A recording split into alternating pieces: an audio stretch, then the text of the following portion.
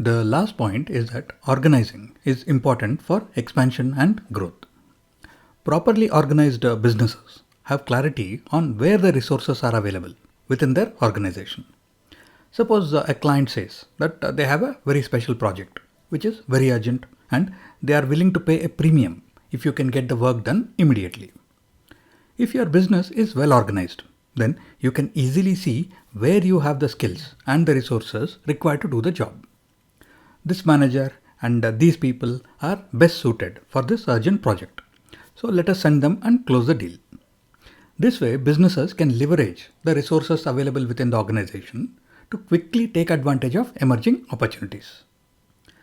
Organizing process and teams also helps in transparency regarding inefficiencies or problems within the business, which can be immediately addressed. Why is the productivity in this team so low? Is it a problem with the kind of work that they have been assigned? Is it a problem with the manager? Or does the staff need some additional support?